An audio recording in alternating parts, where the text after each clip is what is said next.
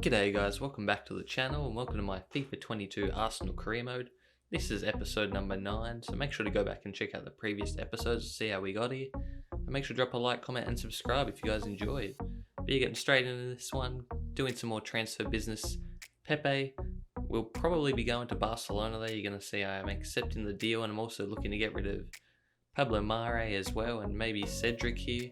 So if I do get rid of Cedric, I probably want to bring in a backup right back for Tomiyasu, although I do love Tomiyasu. He's not the fastest player on the game. As you see there, we do sell Pepe, and Kolasinac could be on his way as well.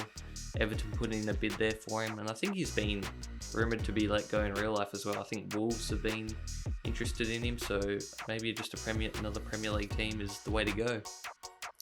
There you see Porto agrees to pay for Mari. On the fee anyway. Not sure if the deal will go through though. Always got to worry about the wages and that sort of thing. And people coming in for Balogun for loan and that sort of thing, so I'll be happy to do that. But yeah, Aubameyang and Cedric sale agreements. The terms on the deal have been agreed. Aubameyang going to Juventus for 45 mil. Bit sad to see him go, but hey, I think he's basically been frozen out in real life, and I want to keep it semi-realistic, so I'm going to move him on here as well. But yeah, getting into the first game of the episode, it's going to be the North London derby here. We're going to be playing at Tottenham. Hopefully we can come out with a good result here. All 3 points, hopefully. As Harry Kane takes an early shot and had Ramsdale scrambling as he manages to make a tip save over the bar there. As Lucas Moura plays a horrible ball there, goes out. I've left this in just to show you guys that some other business has been happening, and there's a Raul Jimenez from Wolves going to Liverpool to play striker, I guess. As Harry Kane has another good opportunity there early on in the second half, but Ramsdale is having a great game so far. And he's been forced to do a lot as Winks comes in, takes a shot, and Ramsdale gets another deflection and saves the goal there. As we finally come forward now, looking to do something, Saka gets it down the sideline, cuts it back into Isaac, and Isaac just toe pokes that one in.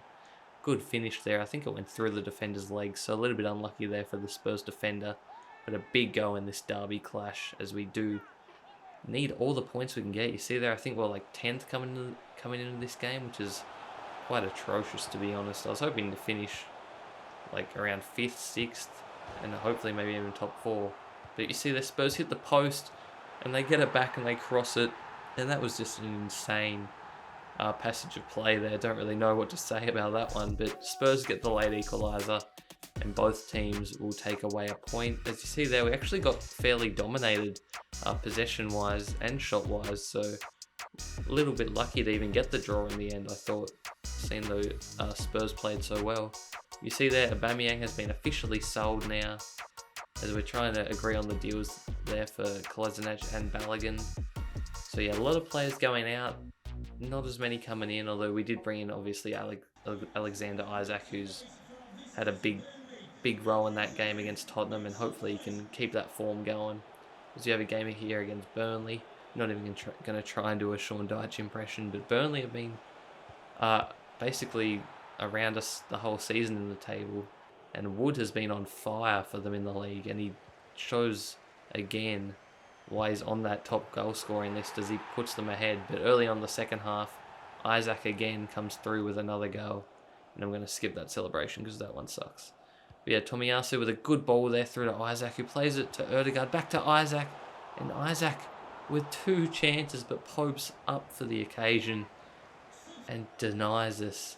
And that was basically the difference in this one. Isaac had a couple chances there to give us the lead, and Burnley end up taking their chance there. 15 minutes to go, they go up 2-1, so we're really going to have to go for it now. And we did have a chance here through Sanchez to Martinelli. Martinelli's going to try to bend one, but Pope makes a great save, and he punches it in the air and then goes catches it himself.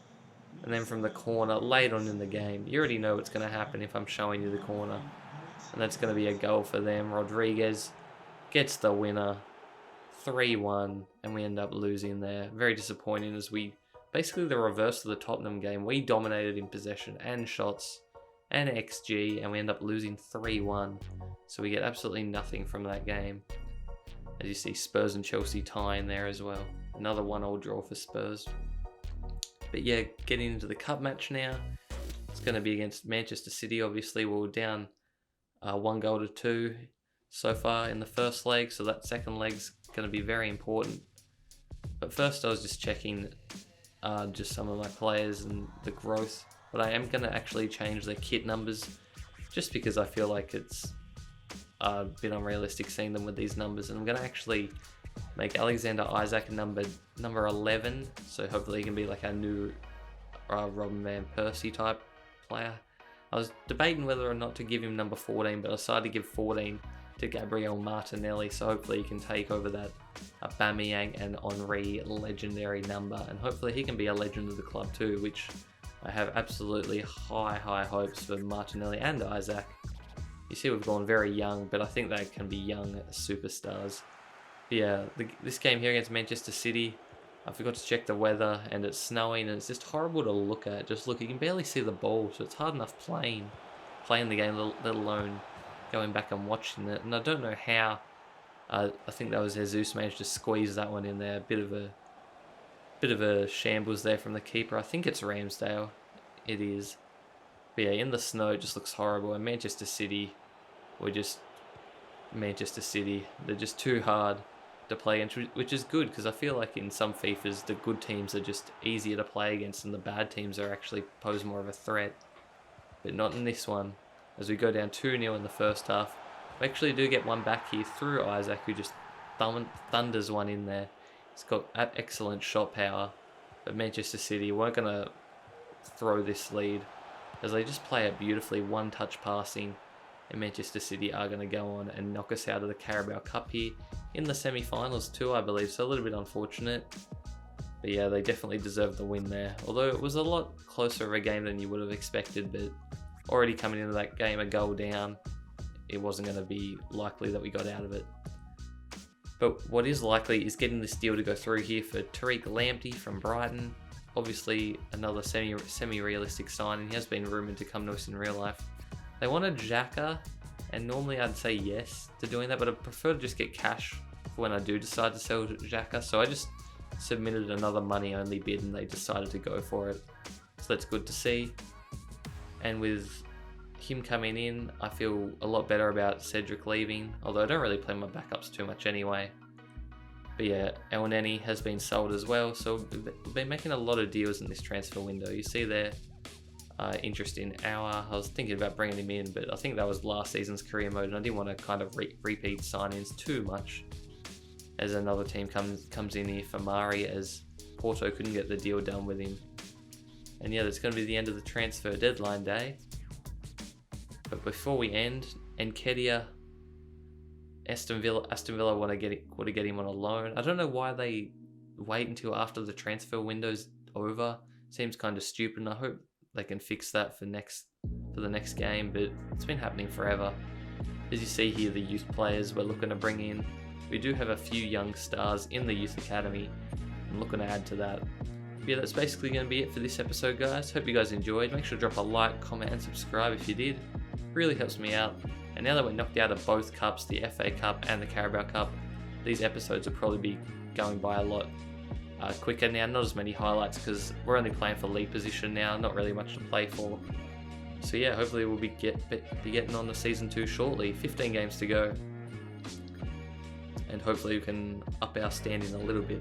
But yeah, that's it for me, guys. Thanks for watching. Peace.